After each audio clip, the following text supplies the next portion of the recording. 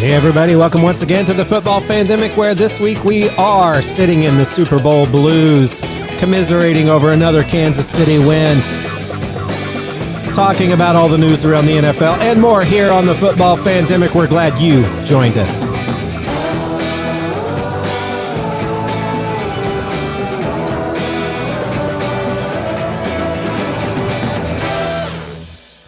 Well, Josh, It's over. The main part of the season, regular season, playoffs, Super Bowl, that's over. But does the football season ever really end?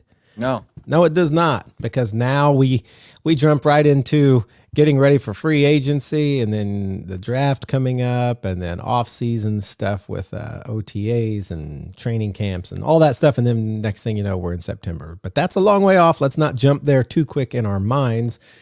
We are the week after the Super Bowl, and we do have to sit for another year in the glory of the Kansas City Chiefs, Patrick Mahomes and Travis Kelce taking over every commercial that ever was again. It's just, It's our lot in life. It's what we have to deal with. I just want to say this, with the exception of the Lions, who I rooted for, every team I rooted for to win in the playoffs lost.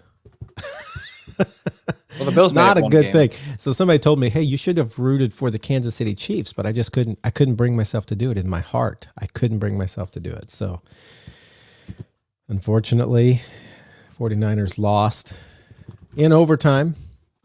And if they would have just made that extra kick, that extra point, how sad. How was the party at church? It was jumping, man. There was people everywhere. We had one really vocal Kansas City Chief fan who was there. Yeah, her name was Emma, and she was excited about the Kansas City Chiefs from the beginning. She actually was keeping her own stats on everything they did, pass plays, running plays, first downs. She was marking it all down, and Taylor Swift sightings, how often Taylor Swift appeared on the screen. And I'd imagine she more than 12. I imagine she didn't appear that much, because there was a news. I can't remember who said it. I'm gonna have to find it on Twitter, but I believe she was only showed for like 18 or 9 seconds the whole game or something like that. Incorrect. Yeah, 54 seconds. Sorry. Yep, it was almost 60. Less than 1% of the entire Super Bowl. How much does it cost to buy a 60-second spot for an advertiser? I don't know. Millions of dollars. Yeah. So, was it not that much? Ask yourself this. How long was Roger Goodell shown? Not much. Not 54 seconds worth of the game. How much was Troy Aikman shown? Not 54 seconds of the game. How much was Dan Marino wouldn't have been shown there. You think about anybody else getting 54 seconds. That's not something small. And so everybody's like, well, it was only 54 seconds of the whole thing. But you have to think about like how much each person in the world gets shown. Aside from the players, she probably got shown almost as much as the commentators. Well, probably. Except for like the halftime and stuff like that. But so, there was some. There was definite Taylor Swift reactions every time Kansas City did something great. It would always flash to her, So, and I'm not upset with that. Some people are like, "Oh, get over it, people," and I'm like, "Well, I'm not really not over it. It's not that big a deal." But it's there, and it was good to see her and Travis Kelce continue to dominate the world and the universe with their winning popularity. And it was good to see them kind of afterwards in their relation, their little kiss and stuff. It seemed genuine, so I'm glad for them. I'm not upset. What I am upset about is that the Chiefs won, and that has nothing to do with Taylor Swift or Travis Kelce. I love Travis Kelce on my team, and I think Patrick Mahomes is a great player. It just has to do with I wanted Brock Purdy to win that. I wanted Christian McCaffrey to win that. It was just very sad for me to see them lose. So, and it was very sad for me and I realized, they did several little pieces in there about like Patrick Mahomes now has to move from like the smiling, love of everybody to the second Super Bowl when he's like, hey, we're just trying to do it again. And, now he has taken on the role of the villain, the Tom Brady, when you're a dynasty, people hate you. And he has fully embraced that role.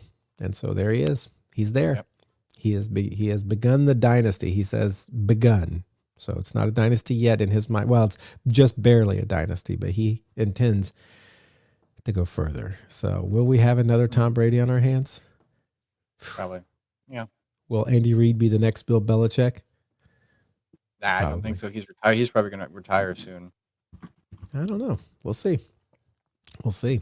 Let's talk about some. Let's talk about some news around the NFL. Let's start with the NFL honors that all came out. You know, we had predicted who we thought would be, and let's review those. I think when it came, when they were all coming out, Josh and I were kind of tweeting back and forth. There's one. There's two. Yep. There's three. There's four. And then we had our first loss. It was Coach of the Year. Stefanski won, and we all thought it would be Dan Campbell, or I had said Dan Campbell, or maybe D'Amico Ryans, because I thought he might really get it. Neither one. D'Amico Ryans was actually the next closest, right, in voting. Dan Campbell was third, yeah. And Stefanski only beat him by like 2 votes, like a first place vote or something like that.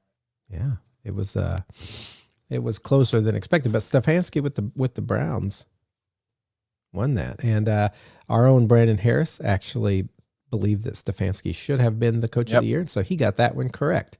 He also thought, though, that Baker Mayfield should be comeback player of the year. He did not get that correct, but he had some good reasoning when I talked to him, in that he played all year. And so when you're looking at comeback player of the year, you know, Damar Hamlin didn't come back very much, more than Josh was saying last time we talked. It was a few more snaps than the 3.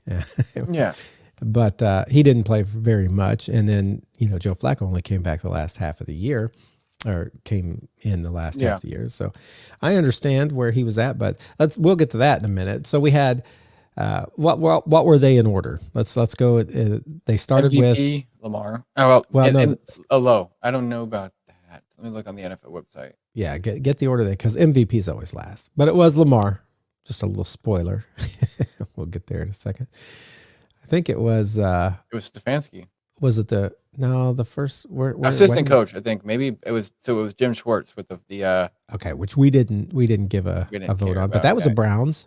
By the way, Browns got like 4 or 5 of these awards, right? Yeah, there. Okay, I found it. A week away, actually, a week from today. So there it is. Joe. They're not in order on the website either. So I'll just go in order from what I remember. I guess what in order from like. Did they start with the rookies? Offensive Rookie of the Year, C.J. Stroud, and I said I got that one, and you said I got that one, and Brandon chose someone else. Yep. Who did he choose? Puka Nacua. Yes, Puka, which, you know, understandable. Great, but we thought, it's going to go quarterback. Defensive Rookie of the Year, we got that one. We said Will Anderson Jr., and he said Witherspoon, I think, for Seattle, right? Yep. Was it Witherspoon? For some reason, that didn't sound right when I said it. But Will Anderson Jr. did get it. So the Texans, with both offensive and defensive Rookie of the Year, look at that, with their number 2 and number 3 overall pick. They got some hype going on there in Texas, in the Houston area. Let's see. Then they went to Offensive Player of the Year. Is that what they went to next? Yep, CMC. And that was Christian McCaffrey. We maybe all voted on that one. No, he voted MVP of CMC. He voted Dak Prescott as. So who did? Oh, Dak Prescott. Come on, Brandon. You're not on here, so I can make fun of you heartily. Dak Prescott, for real. And then Defensive Player of the Year, I said Myles Garrett. I said Myles Garrett. He said somebody else. Oh, he said Max Crosby. He said Max Crosby. So far, Brandon looking really bad. 0 for 4. Us 4 for 0. Then we came to Coach of the Year at that point, right? And then we all got that wrong because none of us picked Stefanski. So we all had one loss there. Brandon has 5 now. Mm-hmm. After Coach of the Year, what was the next one? Probably comeback, right? Comeback Player of the Year. That one Brandon did get correct, and we did not. He said Joe Flacco. I think I thought DeMar might get it. You thought Baker might get it, and it was in fact Joe Flacco. So Brandon got 2 to his credit, and no, that was his first win, right? No, yeah. Anyway, I can't keep track. I'm not keeping track here in front of me. But anyway, Brandon had a lot wrong. He got that one right.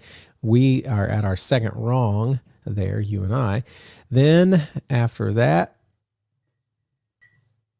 we had MVP, I think. Was it just MVP? And we both, well, I voted Lamar. Who did you vote? Josh Allen. You voted Josh Allen. Yeah. Yeah. You voted Josh Allen, and he voted Christian McCaffrey. CMC, yeah. So it looks like out of the honors category, Me and you the won. guy who knows the least about anything, Matthew Thomas, came out victorious by 1 point. Is that right? Probably. Yeah. 1 vote. I have to say that because typically I'm not the guy who's going to even have those in mind when you guys like start asking who do you think is going to win those, and I'm surprised that I got so many right at all. Were there other awards that I forgot? I mean, Walter Payton Man of the Year, but we didn't really vote on that. We did not vote on that. Man of the Year, Cam Hayward, right? Mm-hmm. Yep.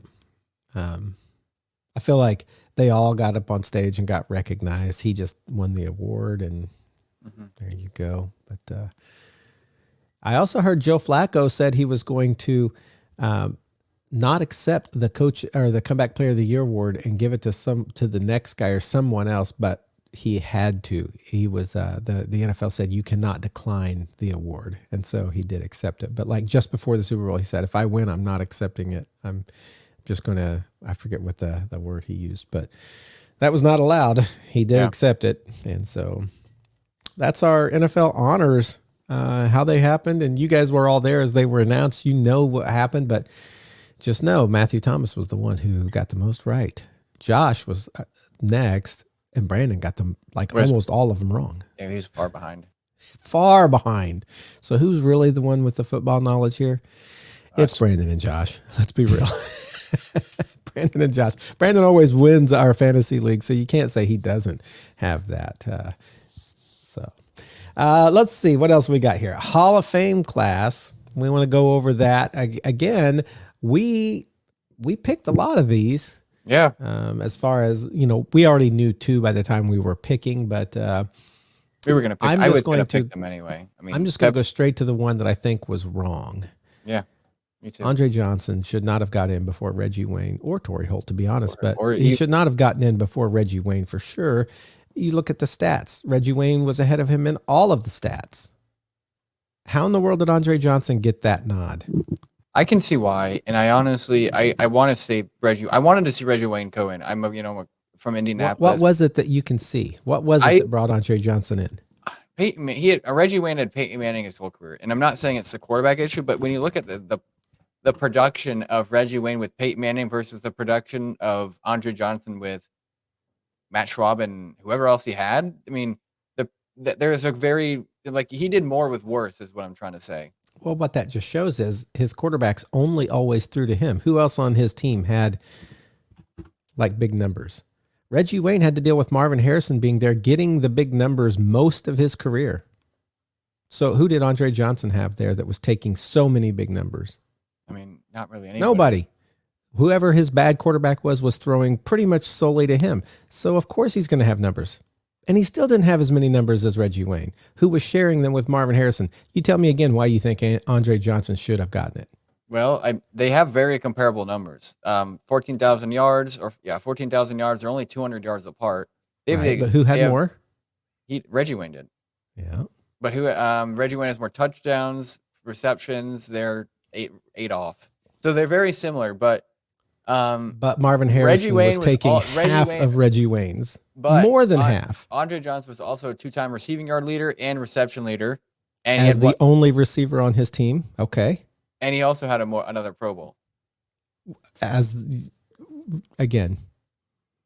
had nobody taking anything away from him. And one more first team All-Pro. But I'm just the All-Pros and the Pro Bowls are not a team accolade. It's a best in this division or what, or best on the NFL for the case of the All-Pro, and then Pro Bowl it's best in your division. So there could have been better than players in both of them. Pro Bowls are a joke. I think we all know. Everybody. I mean, look at who got Gardner Minshew was in the Pro Bowl this year. They weren't back then though. Yeah, but what I'm saying is, I don't think Andre Johnson should have been ahead of Reggie Wayne. Yes, Reggie Wayne maybe didn't get that Pro Bowl, All-Pro, but everything else, he was splitting all of his production was split with Marvin Harrison until the very end. And then even then, he had Ty on his team. Who did Andre Johnson have on his team? Nobody. He was just getting everything. He was getting force fed the ball. I like Andre Johnson. Andre Johnson, if you remember, came to Indianapolis and did what? Well, he did nothing. He came for one season, and he wasn't very good, right? He was okay. He was average. It's because he had to share with other receivers. That's what he would have been like on another team. Okay, maybe I'm being a little harsh. What I do think, though, is Andre Johnson should not have gotten in on his first. Was this his first year? Maybe second year, maybe. No, I don't. I mean, you look at that. I think this was his first year, Andre Johnson. Regardless, he should not have got in before either Reggie Wayne or Torrey Holt. I don't even care if his numbers were better. He should not have gotten in before them. But other than that, other than the fact that I really feel like it should have been Reggie Wayne in that spot, the rest of the Pro Bowl, I think Devin Hester, I'm glad he went in. I know everybody's like, oh, he was barely on the field, but he was like the best at what he did. Dwight Freeney, I think it's great that he's in. Should have been in last year. Yeah. But I'm okay that he's in this year. I just think Reggie Wayne should have been in before Andre Johnson. And who else? Patrick Willis, deserving. This is like the most deserving class I believe I've seen in a while. I mean, aside you take out Andre Johnson. Except you take out Andre Johnson. Andre Johnson's going to get it at some point. You know what I mean? Reggie Wayne's. I just heard so many people are like, "What in the heck is going on with Andre Johnson getting in this year?" I mean, tons and tons of people. And then Julius Peppers. I would have wondered honestly, how that vote works. In my opinion, I know you're not going to like this. I would have taken Antonio Gates over both Reggie Wayne and Andre Johnson in that spot. I could have seen that actually. Yeah, Antonio Gates was the biggest snub. The best, yeah. He was a bigger snub maybe even than Reggie Wayne. Yeah. And then Julius Peppers made it in as well. So I feel like if you switch out and Andre Johnson's going to get it at some point. I'm not discrediting his stats, his ability, his play, but there have been Torrey Holt has been waiting a while. Reggie Wayne has been waiting a bit. And I don't even think it's about like how long have you been waiting. I think it's like, are you good? And have you been waiting? Yeah. But I think Antonio Gates should have gotten in. Yes. And I think Reggie Wayne should have gotten in. Yeah. And I think Andre Johnson sometime. Yeah. But not this year. Mm-hmm. Yep.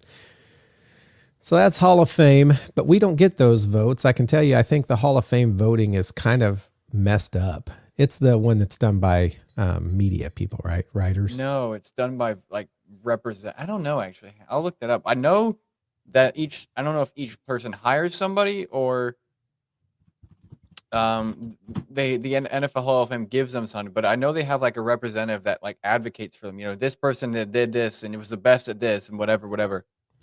How does NFL? How does the Hall of Fame selection committee will consist of one media representative from each pro football city, two from each from New York and LA, and is polled multiple times each year to determine the modern era if possible. So it is one per media person from each team. I was going to say, because Mike Chappell is the one who does it for Indianapolis, if you know who he is. Yep. And, MVP voting, he said, that's a farce as well, because back in the year when Peyton Manning had to share it with somebody, who did he share it with? He was co-MVP with somebody. McNair.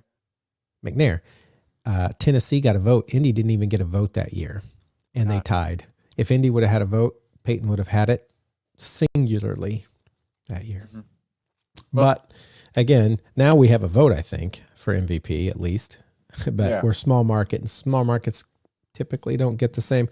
And it has to be why Reggie Wayne is still not in. I'm not saying Mike Chappell's a really bad arguer, but it's the media person from that city who argues they're getting in.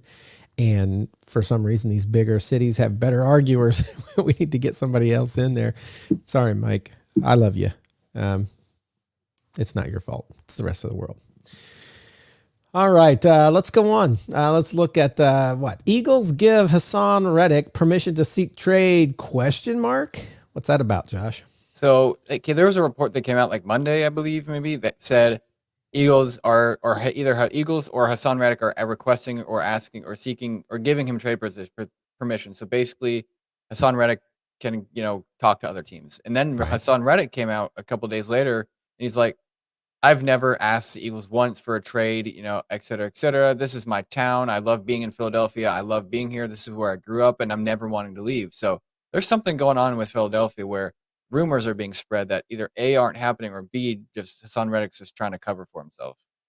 Well, it could be that they don't want to pay him his contract, and so they said, "Hey, we're going to give you permission to seek a trade before we make any decisions." And that's totally legit, even if he didn't ask for it, and he would still come out and say, "Hey, I didn't ask for this. I want to stay here." But they could be saying, "Listen, we're going to give you this opportunity because we're going to find your fair market value." And yeah, so my guess is that's what's going on. Steelers cut Mitch Trubisky. Not surprised. Not really. I remember when he went in there and it's like, oh, who's going to win the first spot there? Is it going to be him or Kenny Pickett? Now neither one of them are looking that great, right? Who's their guy who started at the end? He was the guy who was there when Roethlisberger was there. Oh, man.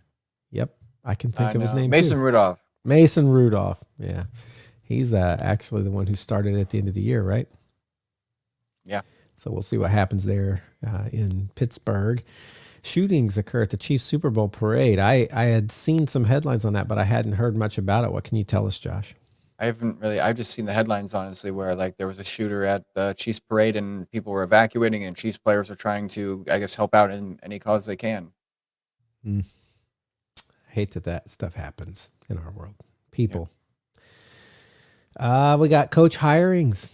And other news, let's see. Cowboys hire former Vikings head coach Mike Zimmer. That's a big one as their DC. I like that. So he's a name that we know. And so he takes over where Dan Quinn vacated. Panthers retain some guy. Hero Evero. He was their defensive coordinator last year. He's been in the head coaching category search for a bit now. All right. But he's staying there. Did they have a good defense last year? Because if I remember correctly, Panthers weren't very good anywhere last year. Well. So, they kept him regardless if he was good or not. Panthers defensive rank. They were. Josh is looking up their rank right now. I can't even find them. He can't. No. It's that bad. They were fourth. Points average yards per game, fourth. Playoff average, they didn't have anything. Touchdowns allowed 49, which I can't really see. So they had a lot of touchdowns, but they were pretty good in the yardage category. So, okay defensively, but they were not good enough offensively, and that looks like the side of the ball they're going to do their work on this year. As they got the problem was I was looking.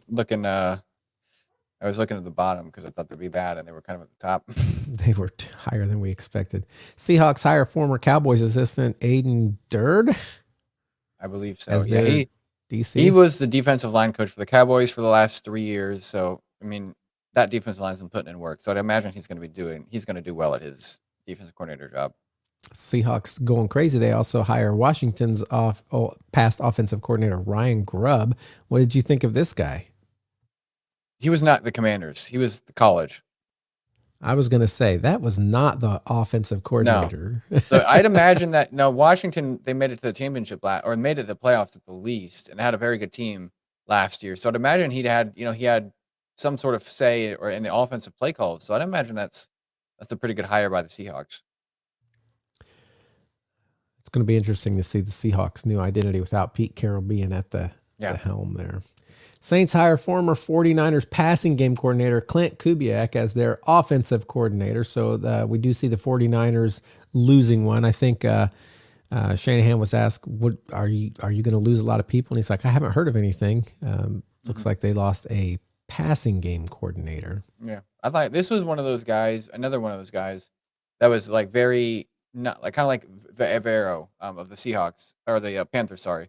Where he was like high in the head coaching categories or high in the head coaching search, except Kubiak was more so high in the head offensive coordinator or offensive play calling situation, and the Saints got him. So, I mean, I'd imagine a guy from Mike Shanahan tree, he'd do well. So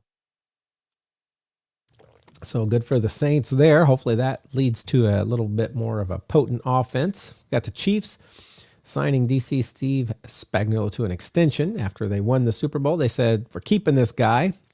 They did have their best defense in a long time. I don't know that it was like great, but it was Yeah, good. it was good enough. And they're like, we're gonna continue riding this into Dynastyville.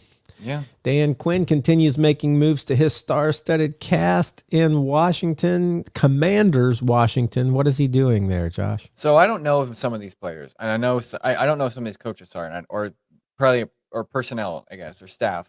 So I can know. you call it star-studded if you don't know him? Oh, I know a lot of them, but some of them I don't. So I'm just gonna go down the list, and if I know them, I'll explain them. So Sarah Hogan was hired as the coaching chief of staff, and I believe she was hired like just recently. And I remember she came from somewhere that was very I successful. remember she came from somewhere. They hired it. I'm not. It's not on the website anyway. Then Pete Onegian, player development coach, and this is where it gets interesting though. Cliff Kingsbury, which we talked about last week, offensive coordinator. We all know him. David Blau, former NFL quarterback, assistant quarterbacks coach. So he's another former player. Okay. Andre Coleman, offensive assistant, and I believe he was a player at one point too. Yeah, he was. Players. Yep, he was with the Chargers, Seahawks, and Steelers as a wide receiver for 4 years in the NFL in the '90s. Bobby Ingram, you might know him actually. We He's know a him. Yeah. former player. Yep, for the Seahawks and Bears. He's a wide receivers coach. So he wasn't that great. He was a good wide receiver. He wasn't great. He was serviceable. So he can put in work. I'm gonna get to my least favorite hire in a minute, but Anthony Lynn, former 49ers running backs coach, I believe, and a former running back in the NFL, run game coordinator and running backs coach. So fitting right in with their system. I think this guy stayed from last year. Tavita Pritchard, quarterbacks coach. David Rye, tight ends coach. Darnell Stapleton, offensive line, or assistant offensive line, and Shane Tube, offensive quality control. And the one on offense that I don't like the most, we recently hired Bobby Johnson as our offensive line coach, and Bobby Johnson came from the Giants before, and then the Bills before that. And the Giants, as you know, they didn't have the best. They had the players. They had the players. They had the talent, but I guess the coach wasn't just. They weren't. It wasn't the best on the offensive line side of things. I don't know where they ranked. I'll look. Hopefully, that I have that real quick. Offensive line rankings 2023. And now he's a commander, He's commanding that offensive line to be better. Yeah, I have to subscribe to PFF for the rest of them. So, but anyway, and then I didn't mention Brian Johnson, who we talked about earlier or last week. Assistant, he has a title now. Assistant head coach, not Ben Johnson, the other guy. Brian Johnson has a title now. He is assistant head coach and offensive pass game coordinator. So the same guy that developed Jalen Hurts is going to help develop Sam Howell or whoever the quarterback is, and I'll get that in a minute. But defensive side, we mentioned last week Joe Witt Jr. is defensive coordinator. I really like the hire. George Banco, defensive quality control. Tommy Donato, defensive backs. Sharif Floyd, former defensive lineman for the Vikings.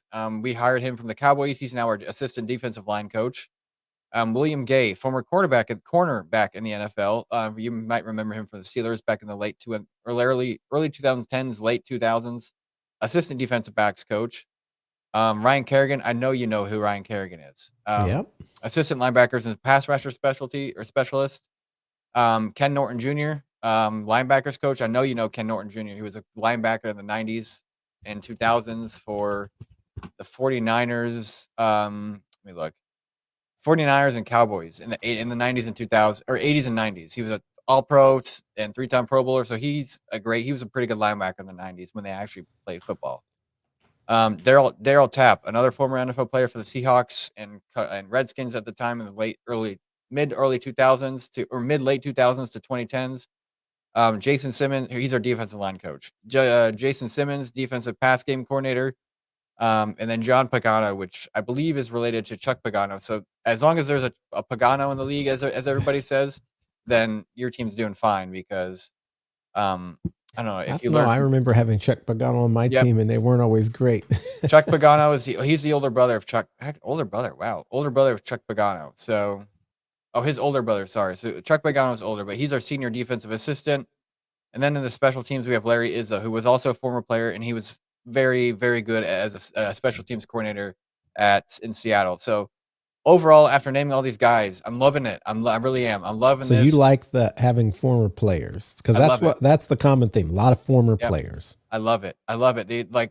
These guys can not only relate to the players. I mean, but they also have that mindset of, the mentality the players have and, and the responsibilities and whatnot, but they also can connect with them on a player level instead of on a coach to player level, if that makes sense. It's a player to player level while being a coach or assistant coach or whatever.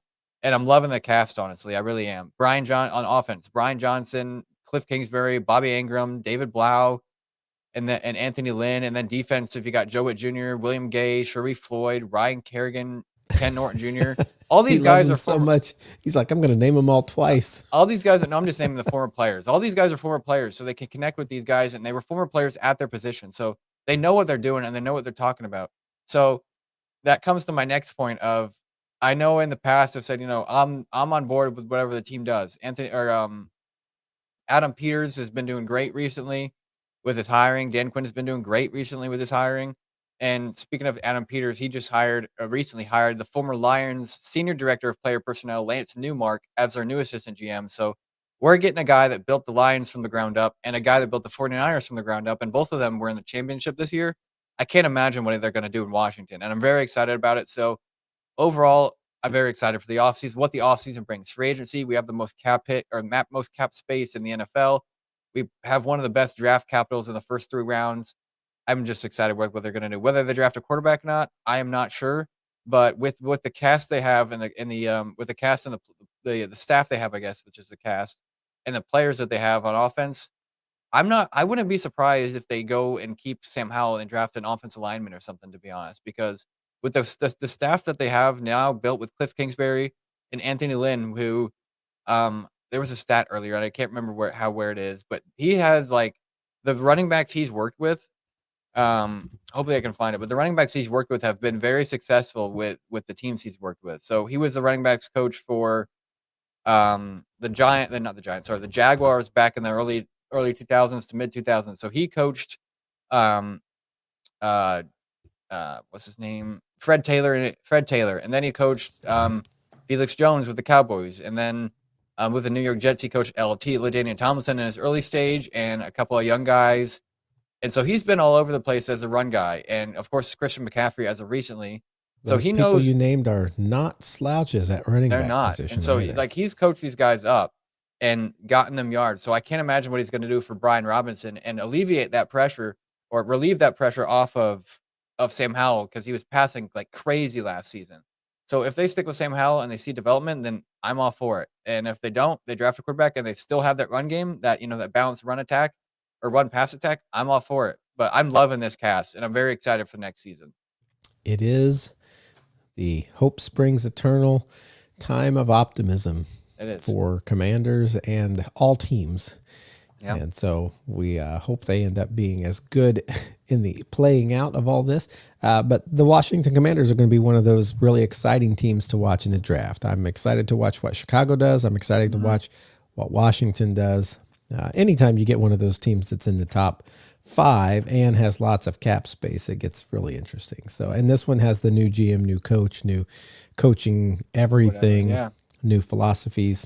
So, yeah, it'll be interesting to see where they go. Now, who's going to be exciting to watch in a different way, not because of the great high draft pick, the Colts. And that's just because we have a young quarterback and we can now spend some money. I'm hoping to see Chris Ballard spend a little more free agency than we've normally seen. So free agency is going to be more exciting to me maybe than the draft, although you're always excited to see who you get in the draft. Yeah. So I think right now everybody keeps mocking us, the top tight end, which is crazy because we have so many tight ends. But this is a guy that could be like a Travis Kelce. Anytime you could get one of those, it'd be great, but we'll see. That may not happen at all. Let's move on to some Homer Team awards. Josh wanted us all to give awards to our home teams for all these different awards. This is tough because our teams were not great this year. Packers, again, were the best of us. I did not expect to be saying that at this time of year, but they were. And Brandon has, I think, probably some people that it doesn't look like he told you anybody, did he? Tell me anybody. So you're giving Josh for Brandon is giving his most valuable player to Jordan Love. This is kind of like in correlation. Do you remember those solitaire cards I made for each of our Homer MVPs? He made a graphic, yes. Yeah, those And are what we this all is. picked Those him. are kind of correlated to this. So his was Jordan Love, and yours was Zaire Franklin, and mine was Terry McLaurin. So I kind of just put those on there. All right. So, most valuable player, Josh. You Terry say McLaurin. Terry Yep. McLaurin. Terry More McLaurin. valuable than anybody else on your team. I mean, the team wasn't that great. I mean, if Sam That's the Howell, hard part, isn't it? yeah, if Sam Howell kept down on the interceptions, I might have put him. But I mean, it was like 20 interceptions and 23 touchdowns or something like that. So it wouldn't be him. And Terry McLaurin is like on a streak of 1,000-yard seasons or something like that. So it had to be him. It really had to be him. It was only him or somebody else, which I'll mention in a minute, but it really had to be him. All right. I went with Zaire Franklin just because he was number one tackler in the NFL, I think, and just a kind of a dynamo there for us on defense. Yeah. I mean, was he as valuable as Gardner Minshew and what he came and did? I don't know, but I like Zaire Franklin, so I'm giving it to him. Our team was so good, it doesn't really matter. Our team was so not that great. Zaire Franklin, how about your offensive player of the year? Mine, I had to go a different direction. I wasn't going to pick the same as my MVP, but this guy is also as deserving for Offensive Player of the Year. Brian Robinson Jr. in an offense where it was like 85% pass heavy, and he was barely getting the ball in the running game. I couldn't give it to anybody else because the stats he put up when he was running was is just kind of crazy because of how much he didn't run. I guess if that makes sense. 733 yards and 5 touchdowns when he ran off of 178 attempts, and that's only like 25 less than last year. But he was also sharing the load with Antonio Gibson, where he was more used this year than Antonio Gibson was last year. And then he had 368 yards and 4 touchdowns receiving. So this guy was both very useful in the running and pass game. So I couldn't give to anybody else except for Terry McLaurin, but I gave him my MVP. So it had to be Brian Robinson Jr. Offensive player of the year for the Colts went to Michael Pittman Jr., who needed to have a good year. He's heading into the contract, or he was in a contract year, needed to do well, and he did. He proved everything he needed to prove, and now it's just up to the team. Are they going to get a contract done, or is he going to be franchised? What's going to happen there? That remains to be seen, but Michael Pittman Jr. did his job on the offense. How about defensive player of the year for you? This was tough for me because, well, we were ranked 32nd out of 32nd on defense. So there was no really player that shined, but the player that most improved for me was Jamin Davis. He was looked at last year as like a draft bust, not really a bust, but like we had all these guys ahead of him we could have drafted. Of course, Ron Rivera went with a guy with a military father experience or something like that, and he's not doing well. But he kind of really stepped up this year, and I'm proud of that for him. So I gave him my defensive player of the year. And I would have given it to Zaire Franklin, but I already gave him MVP. And if you're not supposed to give people 2 awards, I'm going to give this one to Buckner. He is always great for us. Love that we have him. How about Rookie of the Year? Once again, terrible rookie class. So I mean, not great rookie class, I'd say. So I had trouble, picking who I wanted. But I ended up going with Jartavius Martin.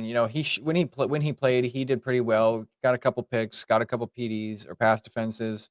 I think he also had a fumble. So it really was only him or Emmanuel Forbes, and Emmanuel Forbes wasn't the best. Or Emmanuel Forbes or Chris Rodriguez Jr., our running back. So, and Rodriguez Jr. kind of barely played. When he played, he was good though. And Emmanuel Forbes really kind of struggled early on against the top receivers. So it had to be Jartavius Martin.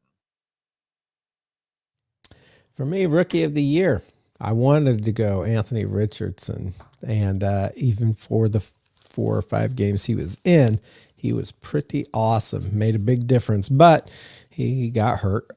So I would put this Josh Downs. Josh Downs, the receiver who looked like he was going to be really special with Anthony Richardson, still ended up being very useful with Gardner Minshew. And I think next year with Anthony Richardson, we're going to see him used a lot more. And so I'm excited for Josh Downs. So there you go. That's our Homer Team awards. You may or may not agree with those. You may not even care because they're not your team. If they are your team, let us know if you agree. And We'll have to hear what you guys think about your own teams. You can drop those in any of our social media comments and let us know who were the people that won awards for your team this year. Lastly, for today, we've got a short one because, like I said, post Super Bowl blues. There's just at this point, it's just now the denouement of the year, right? And we're just looking back, and we're going to look at the Super Bowl as it played out. Just kind of talk about that a little bit. Josh, what'd you think of the Super Bowl this year? Well, it started out slow. Boy, did it. It was low scoring. Everybody's like, are we going to get a score this year? Yeah, it picked up. And so, I mean, I'm not sure. The Chiefs won, which really sucks. And, just, hearing about it all. So I guess it's really what sucks. But what I noticed in the game overall was, I mean, I'll be honest, I was having trouble staying awake, not because of the game, but because I think I had the last 2 nights at winter retreat. I had 7 to 10 hours of sleep total. So, in both nights combined. So, that was like my time where it was like, all right, I know this is kind of getting boring a little bit. Nobody's scoring in the first quarter. I'm awake. And so that was kind of it for me. But I will point out a couple key things. Is it was very interesting come the second half, and of course the Chiefs, the 49ers had a game going, and then they fell away from the running game, and that's why they lost. That is the only reason they lost, I believe. And that's besides Juwan Jennings. No, on the 49ers, nobody was really impressive to me except Christian McCaffrey. It was either him, Christian McCaffrey, who had 160 yards total receiving and rushing, and then a touchdown, and then Juwan Jennings, who had 42 receptions and a touchdown, or 42 receiving yards and a touchdown, and then a passing touchdown for 21 yards to CMC. So besides these guys, it wasn't really like there wasn't anybody big on the 49ers. And then on the Chiefs side, besides Patrick Mahomes, there wasn't really anybody big until the second half where Travis Kelce came alive, because I think in like the first half, he only had like 1 reception for 3 yards or something like that. Other than that, it was just a game of like spreading the ball around, and the Chiefs ended up winning, which really sucks. But yeah, I think CMC was doing well. Could have been utilized a little more. I thought Brock Purdy was throwing the ball well in the first half. They just couldn't, when they got down to the end, they couldn't seal the deal, get points. And so if it wasn't for that one blocked kick, the point after, that game would have been over at regulation, San Francisco winning. As it was, it went to overtime, and San Francisco, for some reason, with these new rules, decided to say they wanted the ball first instead of second, which I would have wanted to know like what I had to do and could go for it on fourth downs if I knew I needed to, instead of going first. I think it's a mistake in the new overtime rules to choose to receive the ball. So I think that was a mistake on Shanahan's part, or the captain, or whoever it was that chose that. What's crazy, though, is they went in the game, the 49ers team as a whole, went in the game, and the players came out, Kyle Juszczyk, the fullbacks, came out after the game in a press conference and said, we have no idea what the overtime rules are. And the Chiefs, on the other hand, practice this every single practice for a day, like once a day, starting in the playoffs, starting the wild card to the divisional to the championship to the Super Bowl, and practice it like 4 times a practice, or 3 times a practice, or something like that. What? The overtime rules, or like practice calling? No, like learned on it, like what to do in this situation for the overtime stuff. Like, do you, I mean, as it turned out, San Francisco didn't score touchdowns. So even if it would have been the old rules, Kansas City would have won. The only thing that would have been different is knowing to call, instead of saying we want the ball first, we want it, second, because we get a chance to match and we know we can go for it on fourth down. So, I mean, really the only thing that mattered about knowing the rules, which is crazy because like I knew the rules. Yeah, I did. So how can you be playing the game and not know the rules? But yeah, pretty crazy. Pretty crazy that they would even say that. As it turns out, I was very sad for San Francisco losing. Now I have to deal with all the people who love Kansas City Chiefs, like yelling a lot about their dynasty and how they're the best. And that's part of football. You have to Yeah. know how to like sit there and be humble and keep your head down in those years when somebody else is glorifying themselves incessantly. And so we will do that this year, and next year, hopefully, we have a different outcome. Yeah. The Hopefully. post Super Bowl blues. Yeah, especially post Super Bowl blues, because now we don't like what's next week. You know what I mean? Until off season, like there's nothing like then maybe draft rumors and free agency rumors or whatnot. There's nothing to talk about. So it's like I say for the next month, it's just gonna be a very like, hey, are we gonna get on record? Maybe not because we don't have enough stuff. So Yeah, I will say this. We may have weeks off in here, and I know that soon we will definitely have weeks off as I am heading on a sabbatical. But there will be more to talk about, and I guess just kind of watch this channel for if you see a live something popping up, you can jump on, you can see what's going on. But the football talk will kind of take a slower turn here for a few weeks, and that's okay. It's always good to get a little bit of a break and to take some time off, knowing that soon things are going to start ramping up again for draft and then off-season stuff, and we'll start making predictions, and then, like I said, before you know it, we'll be back into another regular season. But for now, I think we're going to let that be it for today. Josh, did you have anything else before we go? no. All right. Well, everybody, we thank you for joining us here today on this post-Super Bowl breakdown. Like I said, keep your eyes open for when we're here. It may be a little more spotty at this time of year. Keep looking for that draft coming up here on the Football Pandemic.